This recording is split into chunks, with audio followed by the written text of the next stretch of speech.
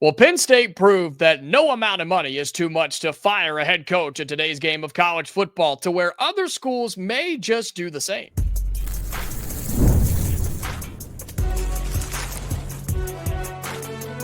You are Locked On College Crossover, part of the Locked On Podcast Network. Your team every day.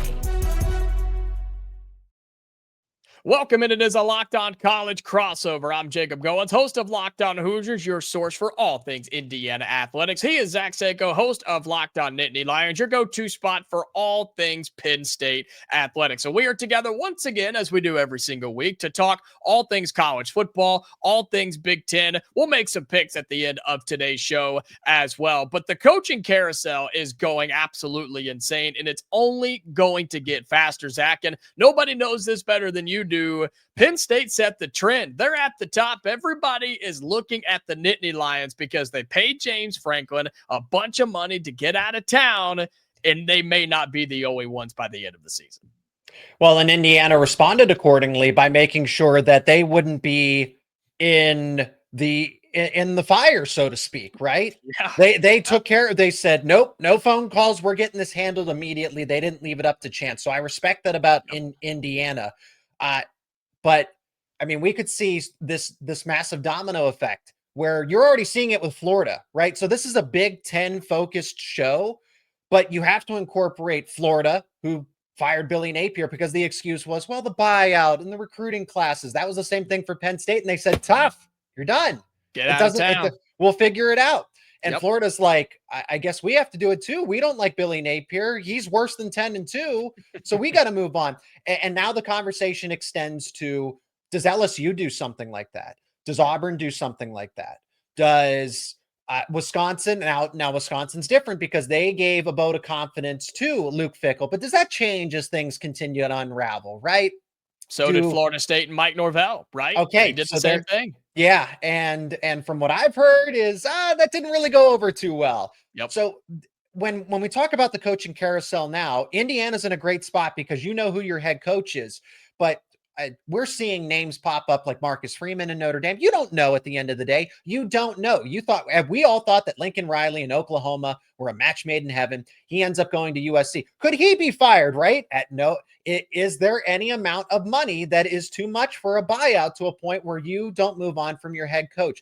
With that being said, the more of these high-profile jobs continue to open up, it puts pressure on Penn State to get a decision done, like in Indiana, where we don't want to leave this up to chance. We don't want other high-profile jobs to make this a bigger competition, a tougher competition to land an elite head coach, because the more jobs that are opened up in the Big Ten and the SEC that don't open up very often, there's just going to be a lot of movement. And you don't want to be Penn State, where you were the leader in this because you were kind of all alone.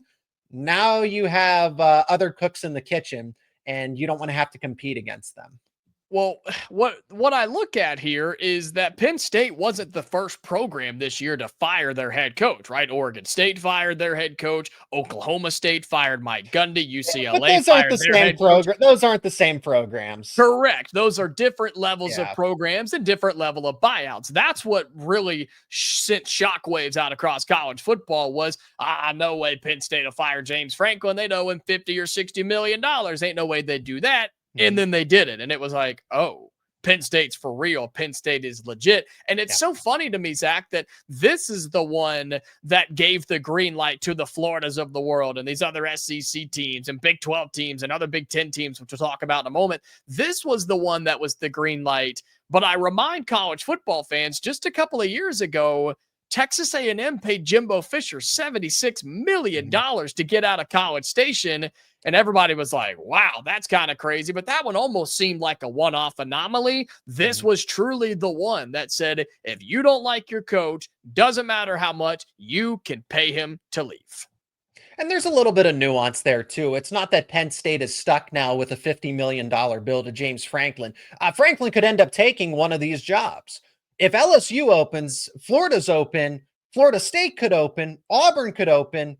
he could be employed, and then that buyout goes from 50 million to potentially 10 million, 15 million. It's whatever the difference is for that poor guy. Franklin. Yeah, I know. So, but that's what I mean is that now doors are opening up to where Franklin might not be unemployed. You also have we haven't talked about UCLA, but it's the domino effect that when Penn State finds its next head coach and Florida finds its next head coach, other coaching jobs are going to become available.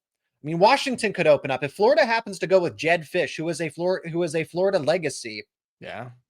Washington's got to find a head coach. That's, I think, a really good fit for James Franklin. If Florida State moves on from Mike Norvell and says, we want to go with James Franklin, which from an objective, hey, this is what our status is in college football, those two make sense. I've heard that it might not be the best fit.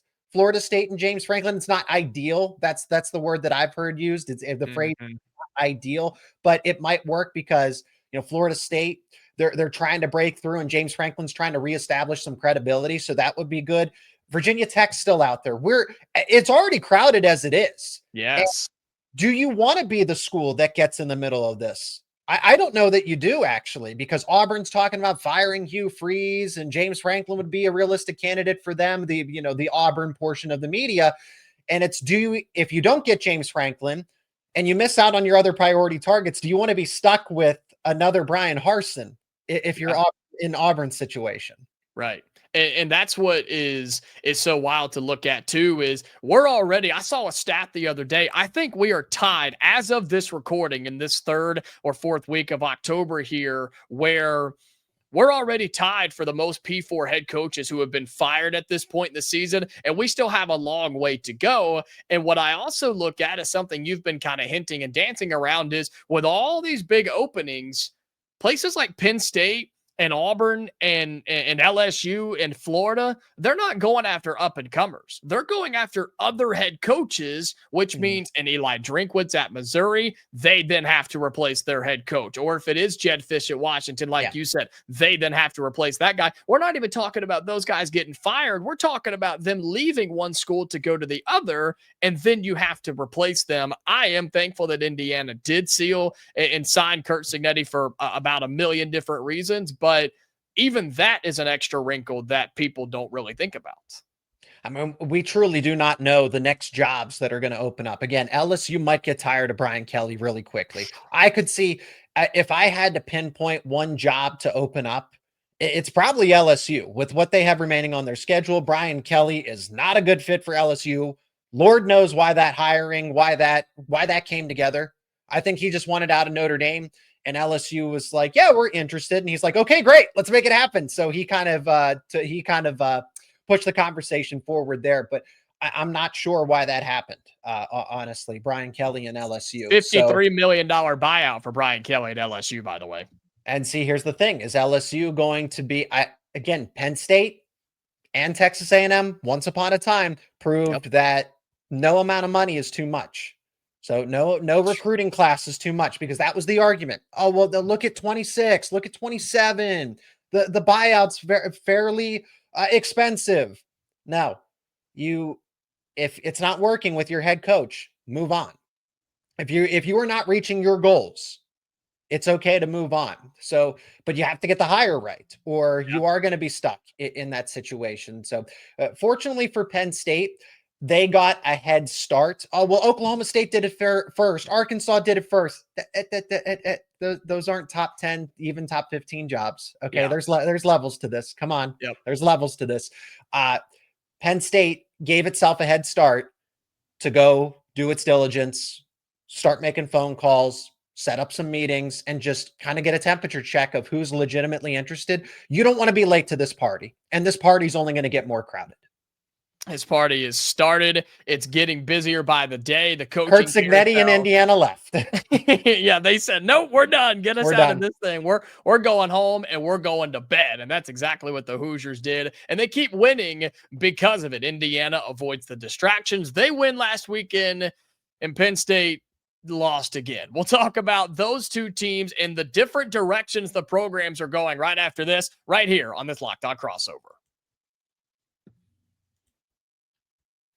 This bonus episode of Locked On Hoosiers and Locked On Nittany Lions on a crossover is brought to you by Quo. One of the tools that help make a huge difference for business owners is Quo, formerly Open Phone. It's the same great business phone system you've heard me talk about before, just with a new name. And here's why it matters. Every missed call is money left on the table. When every customer conversation counts, you need a phone system that keeps you connected 24/7. Quo is the #1 business phone system that streamlines customer communications. It works right through an app on your phone or on your computer, so no more carrying two phones or relying on a landline.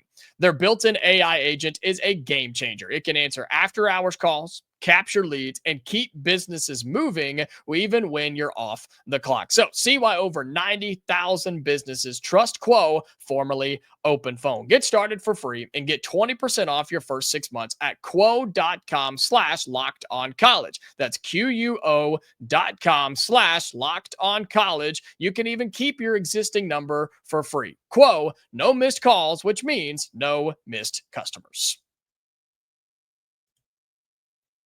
This bonus episode, or this crossover episode, rather, of Locked On Hoosiers and Locked On Nittany Lions is brought to you by FanDuel. The NFL season is here, and FanDuel has an offer you don't want to miss. Right now, new customers can bet just $5 and get $300 in bonus bets if you win. That's right. Pick a bet. Put down $5, and if it hits, you'll unlock $300 in bonus bets to use across the app. And this is a big week to do so. If you're looking to get involved and looking to spice up the sports world a little bit, now is the time to do so. The NBA season just started. Hockey's underway. World Series going on this week. And then, of course, all the NFL and college football action. So FanDuel's the place you want to be. It makes watching football even more exciting when you've got a little something riding on the action. So what are you waiting for? Visit FanDuel.com to download the FanDuel app today and get started. Do so at FanDuel.com. Indiana cruises, Penn State loses. Different matchup. I know that Indiana beat Iowa, but that's no head coach, no starting quarterback. Just heartbreak across the board. You have your head coach, you have a really good quarterback, somebody who's probably going to be taken top 5 in next year's NFL draft cycle. So good on Indiana to win against Michigan State. But I did say, I can't remember if you said it, I said that they would cover. I said that Michigan State would cover. Yeah, I got that right. Yes, you did. Yes, you did. 24.5 was a lot. I admit that was a lot of points for a Michigan State offense that didn't put up a ton of numbers, but you're relying on Indiana to just blow out Michigan State, which Kurt Cignetti is very happy doing. But yeah, you're right. You nailed it. That Michigan State did not win, but they covered.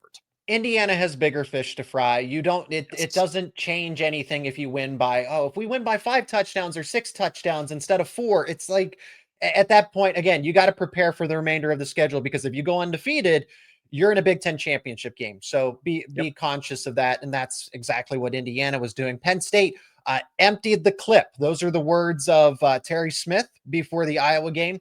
And I respect it. I respect the idea that you want to put all your chips to the middle, leave it all out there.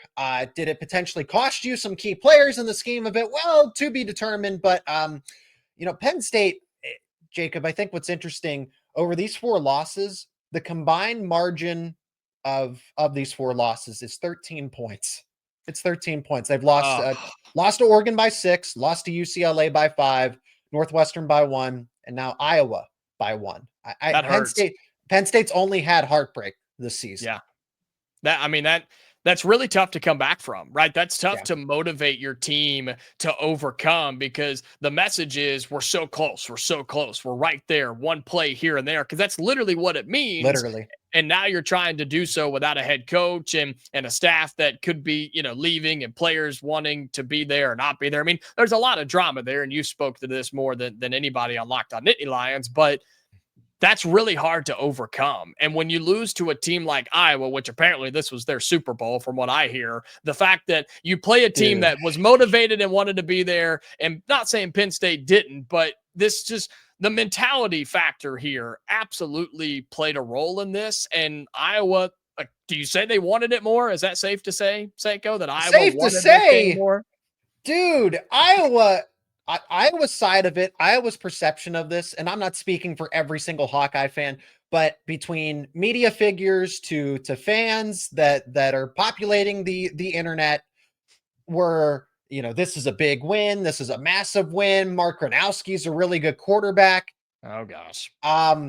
Okay, so Penn State's without its head coach, 3-game losing streak, first time starting quarterback, second year player, and you beat them by 1 at home.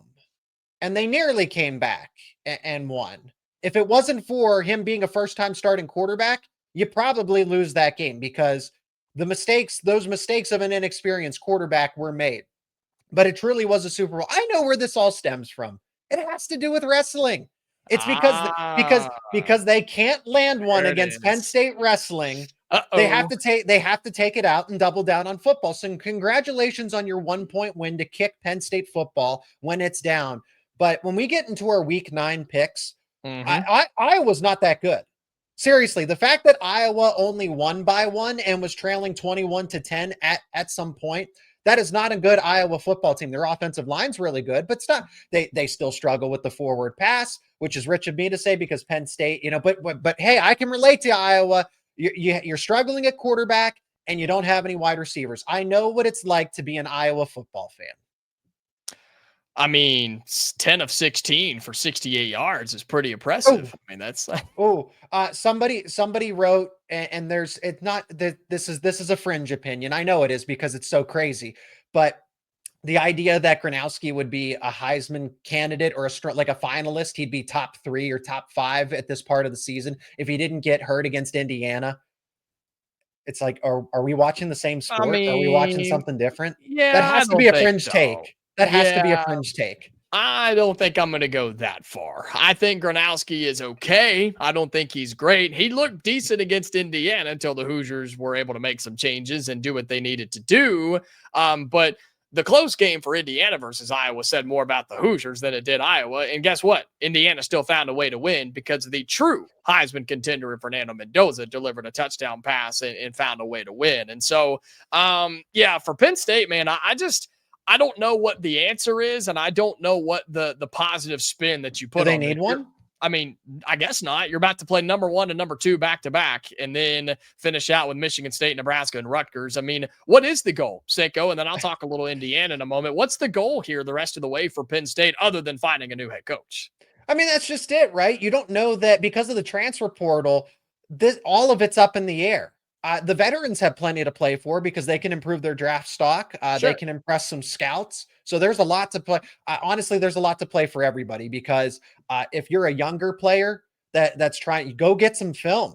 Try to make way right now and go get some film and either impress the next head coach, the next regime, or put some film out there so that you get offers in the transfer portal. That's where it's a lot of individual goals that are at hand here. There's records to be broken, that kind of thing. But there's no, hey, we can get to this bowl game, right? That doesn't matter anymore. It's all about the college football playoff. And I don't even know that Penn State would accept the bowl invite, given that they're going to have, I think they would. I still think a school like Penn State would, but at least there's more of an option. I wouldn't blame them if they didn't take one. Let's just say that. So there is no goal other than since UCLA and Northwestern messed up your season, why not try to derail Ohio State and Indiana, right? Bull in a China shop just came from practice today at the time of this recording. Penn State is incorporating a new offensive scheme, some variation. And we were not allowed to see it at practice today. We were not allowed to see it. So there's a new offensive scheme going for Penn State versus Ohio State. No idea what it is, but hopefully that helps. Yeah, well, I mean, Curt Cignetti's already talked this week about it. We're going to make our Week 9 picks coming up here in just a few minutes, but he's talked about UCLA as a 3-0 team, right? Because of them firing the head coach and cleaning out the staff and looking at the new film versus the old film. And sounds like the Hoosiers are going to have to do that when they play Penn State coming up in just a couple of weeks, which is in Happy Valley, by the way. I just want to remind Indiana fans. But the news in Bloomington was, yes, the extension of Curt Cignetti, but it was also the idea that Indiana didn't overlook Michigan State. They didn't allow any of the noise last week with him possibly going to Penn State or taking a phone call from them or then the extension. All of that was put to bed. All of that was silenced. and Indiana showed up and did what they had to do. They didn't play great, but they did what they needed to do. And only one significant injury was on the defensive line to starting edge defensive end Kellen Wyatt, who is out most likely for the end of the season with a knee injury. But you were able to block out all the noise and all the distractions and beat a Michigan State team that can put up some points offensively with Aiden Childs. And so now you still play a schedule with no ranked teams on it. You'll be favored the rest of the way. I've said by double digits almost all of these games, other than probably Penn State. And Indiana is a bona fide playoff team. You have a chance to go undefeated, a chance to play in the Big Ten championship game, and be a top 4 seed in the college football playoff. Seyko, what more could you ask for? You know who didn't block out the noise? Nebraska and Matt Rule. Ooh, so yeah. I think I called that. Did I call that on this show last week? Or I think you called, because we both said the spread. We both said Minnesota spread, but I think you took it all the way to an upset. Yeah, so, I mean, because that was a classic Nebraska letdown game and a classic sharp. Look at you, you're a DJ Fleck get up game. You know what I mean? They only do it once a year, Minnesota, but they get up for a game like that, and they did. What a disaster that was for Matt Rule, who, you know, maybe he'll just take his talents to Happy Valley and everything will be fine, right? That was PJ Fleck probably being a little upset and taking it out on Nebraska. He's like, I'm not on any of these lists. Why is my name not on any of these head coaching lists? Why am I not linked to Penn State? Yeah, I'll show you, Matt Rule. Oh, that's it all worked out. It did all work out quickly. Results from last week: Ohio State dominates Wisconsin. Notre Dame beats Lincoln Riley and USC. Shocker. Big game, and Lincoln Riley's team doesn't show up the way they need to. Michigan hammered Washington. I was disappointed in that one. UCLA, again, 3-0 since all the chaos, and that's what Indiana's preparing for this week. And how about Northwestern? You know firsthand, Zack Seyko, that's not a bad team they got over there. That's a Big Ten title silent contender right now. So. Technically, yes. Technically, they're still alive. So with the games last week, those were fun. But now we get to make picks for this week's games around the Big Ten. We do that next here on this Locked On Crossover. Today's episode on this Locked On Crossover is brought to you by Mazda. Mazda crafts cars for those who do more than simply move. Mazda delivers confidence with every ride with more IIHS Top Safety Pick Plus awards than anyone else. From footwork to breathwork, athletes sweat all the details. Mazda brings this same intention to how we craft every model. You can make everyday drives feel like anything but, from smooth handling to intuitive controls, and with all-wheel drive and standard in every crossover SUV, you can drive with confidence through almost any season. Like our players, we sweat every detail, because when you make every move count, impossible becomes irrelevant. Mazda, move and be moved. All right, final segment on this Locked On Crossover. He is Zack Seyko of Locked On Nittany Lions. I'm Jacob Goins of Locked On Hoosiers. Make sure you subscribe to both of our YouTube channels if you have not already. We're your daily spot for all things Nittany Lions, all things Hoosiers, breaking news, live shows, bonus episodes, you name it, we got it. So make sure you subscribe to the channel. Drop your thoughts and your picks down below in the YouTube comments. We want to hear from you for week 9 around the Big Ten. And if you're listening on audio, right, Spotify, Amazon, Apple, make sure you subscribe there.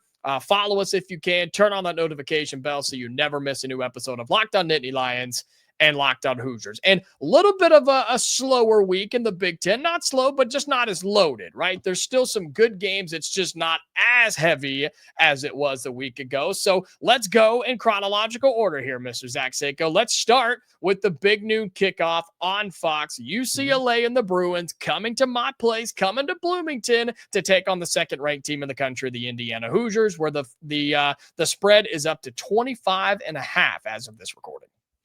Yeah, and I think that's a lot of points with the way that UCLA has been playing. I mean, they're just on fire, right?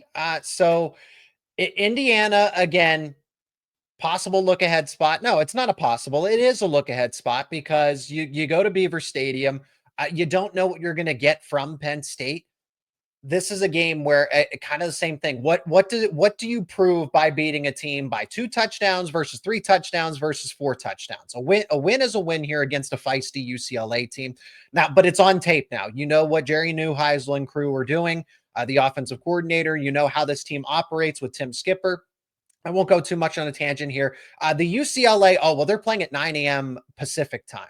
I'd normally use that argument here, but if I'm not mistaken still, UCLA actually practices early in the morning. They actually practice early to start the day, which is why they have multiple big noon kickoffs as an opposing team. So this isn't like, oh, this is bad. Their sleep clock's messed up. That's not a factor here. This is simply for the sake of Indiana is that much better than UCLA. I will take the points here. I obviously think Indiana wins, but something in the neighborhood of, something like a 34-17 or a 34-20, I think is fair to say. I don't trust UCLA's defense to get the stops they need in this type of a game. And they've played relatively well at times, but I don't think they've seen an offense like Indiana has in terms of just the all-around talent that Fernando Mendoza, these receivers are going to throw at them. And I'm with you, though. 25.5 points seems like a lot. Early game, UCLA's playing better. I'm just not going to take Indiana to win by that many points, even though, as I mentioned earlier, Kurt Cignetti has no problems with putting his foot on your throat and not letting up until the clock hits triple zeros, but that's just a lot of points. If Indiana can't find Nico Iamaleava, who is by far the most athletic and talented quarterback the Hoosiers have seen so far this year, it could spell trouble, but I don't think so. I like Indiana to win. I like a 35-10 here. I think the Hoosiers win. You're right there on that line, but I don't think they cover. I think Indiana wins and wins easily. This game is, believe it or not, fascinating. Another noon game on FS1. 5-2 Northwestern, 3-1 in the Big Ten. Head to Lincoln to take on Nebraska, whose season may have crumbled last week, who was also 5-2, believe it or not. Northwestern, Nebraska, who you got? Well, it's not like they lost on a heartbreaker there either. That was a decisive 24-6 defeat. At Minnesota. So is Nebraska really that distracted by the Matt Rule coaching rumors, or are they just not that good, or is Minnesota that much better? Here's the thing. Northwestern is a good team. Northwestern still to go on the road and defeat Penn State again. I watched that game in person. So they are a good team. They're not great. They're not making the Big Ten title game, but that's a solid middle of the road Big Ten team. I will take them to cover. I would like to think that Nebraska can win. I would like to think that Matt Rule is a good enough coach to block out the noise and not let one defeat turn into two, but I would also not be surprised if Northwestern wins this game. That's why I think it's a field goal. Fortunately for Nebraska, they are at home. This is something 23-20, something like that. Yeah, I think Nebraska has to make a play late offensively. I think they do, but Northwestern's defense and run game, we've said it all year, it'll keep them around, it'll keep them in it. And what does that crowd look like in Lincoln? That's what I want to see there at Memorial Stadium. I take Nebraska to win, but I don't have them covering either. I like a 24-17 or something, right around that spread, but Nebraska maybe to pull away there. Yeah, the hook maybe. All right, quickly here. One team has to get their first win in Big Ten play on the season. Rutgers or Purdue? Who do you got? Oh, this is an ugly game. I know what's going to have points. Both these teams are just they're fun. They're silly on offense.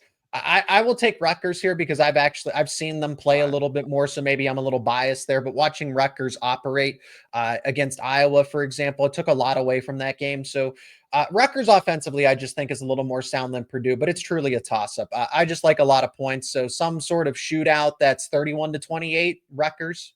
Okay. It has the highest total of any Big Ten game on the weekend, 58.5 as of we talking about it right now. I'll take Rutgers by 1,000,000 because Purdue sucks as always.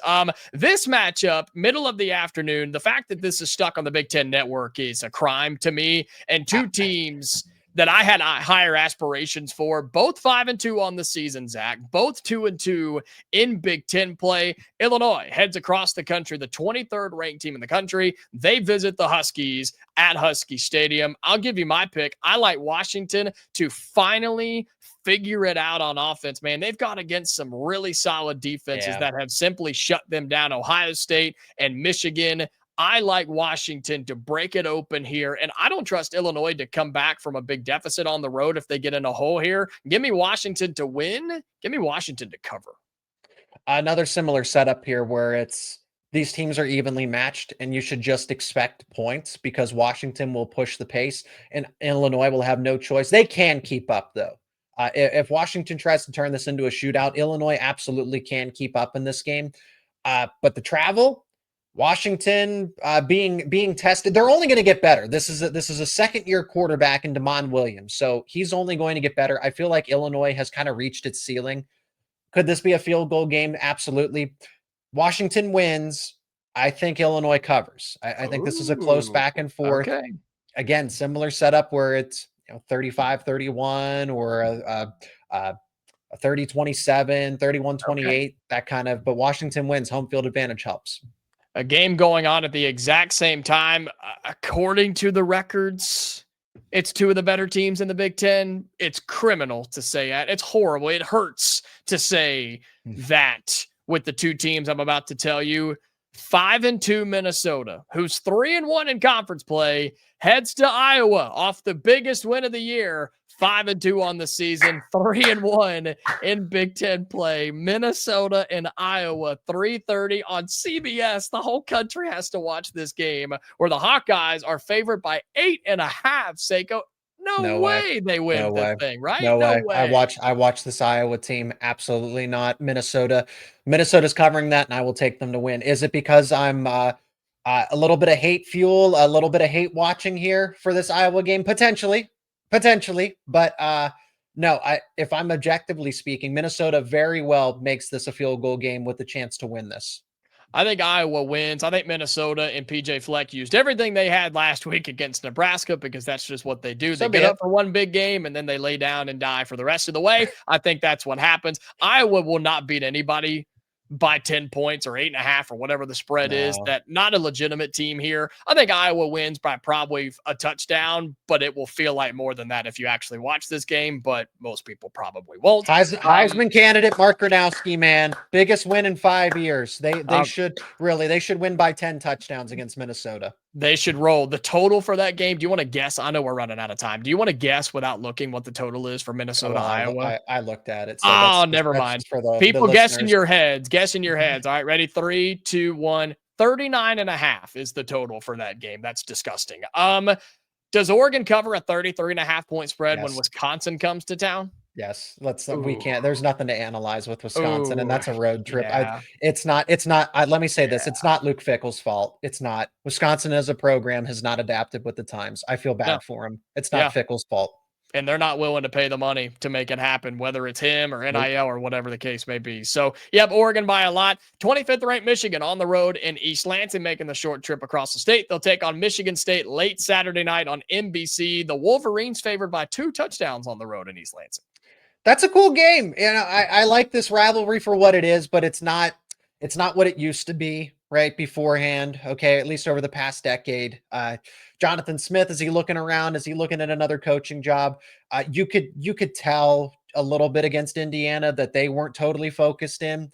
I got to imagine that Michigan still appreciates this rivalry for what it is. I don't think Michigan State does at the moment. So I will take the Wolverines to win decisively. If there's a backdoor cover in there, I'd still probably take Michigan to win by at least 2 touchdowns, maybe 3. They're just a better football team. Bryce Underwood's only getting better. So Michigan by at least 2 touchdowns, even 3. Okay. I like 28-17 Michigan to go on the road. Sneaky good game at halftime, but Michigan pulls away with the run game in all facets. So should be a lot of fun across the Big Ten slate in week 9. And we have a lot of fun talking about it with you every single week. He is Zack Seyko, host of Locked On Nittany Lions. I'm Jacob Goins of Locked On Hoosiers. Again, subscribe to both of our respective YouTube channels if you want more content on the Nittany Lions, more content on the Hoosiers. And again, we do this every single week, talking the biggest pieces of news, talking about the drama that unfolds in the Big Ten, and of course our picks each and every week. So until next time, Nittany Lion fans and Hoosier fans, stay safe, and we'll talk to you later. Mark Gronowski for Heisman.